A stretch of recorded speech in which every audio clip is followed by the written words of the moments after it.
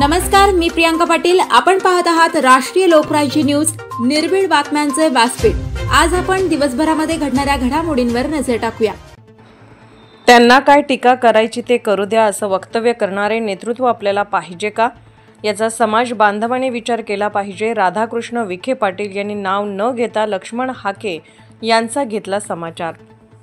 त्यांना काय टीका करायची ते करू द्या असं वक्तव्य करणारे नेतृत्व आपल्याला पाहिजे का, याचा समाज बांधवांनी विचार केला पाहिजे। तुम्ही व्यक्ती द्वेषच करणार असाल तर माझ्याकडे याचे उत्तर नाही, अशा शब्दात मंत्री राधाकृष्ण विखे पाटील यांनी लक्ष्मण हाके यांचे नाव न घेता त्यांचा समाचार घेतला।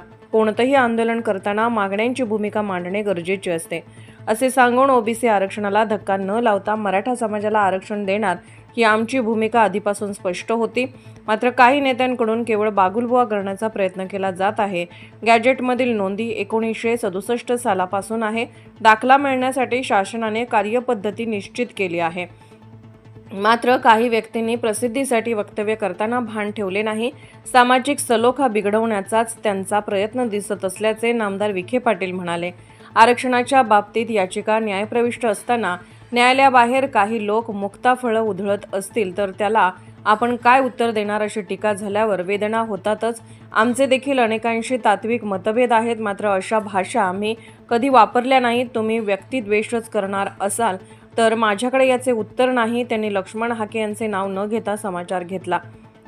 मराठवाड्यात उद्धव ठाकरे यांनी काढलेल्या मोर्चावर टीका करताना मंत्री विखे पाटील म्हणाले की त्यांच्याकडे आता हंबरडा फोडण्याशिवाय काही राहिलेले नाही। शासनाने 32,000 कोटी रुपयांचे पॅकेज जाहीर केले आहे। शेतकऱ्यांना नियम बदलून मर्यादा वाढवून दिली आहे। आता फक्त निवडणुका जवळ आल्यामुळेच त्यांचे हंबरडा फोडण्याचे काम सुरू झाले आहे। सरकारला काम करू द्यावं असं आवाहन नामदार विखे पाटील यांनी केलं आहे। अहिल्यानगर जिल्ह्याच्या नामकरणावरून कोणी काही वक्तव्य करत असेल तर ते आम्हाला मान्य नाही। येथे येऊन कोणी जातीय सलोखा बिघडवणार असेल तर आम्ही निश्चित कारवाई करू। जिल्ह्याचे नाव का बदलले हे विचारण्याचा अधिकार आता त्यांना नाही, अशी स्पष्ट भूमिका नामदार विखे पाटील यांनी मांडली। राष्ट्रीय लोकराज्य न्यूज नेटवर्क राहता। ताज्या बातम्यांसाठी आणि अपडेट्ससाठी राष्ट्रीय लोकराज्य न्यूज चॅनलला सबस्क्राईब करा, तसेच लाईक आणि शेअरही करा।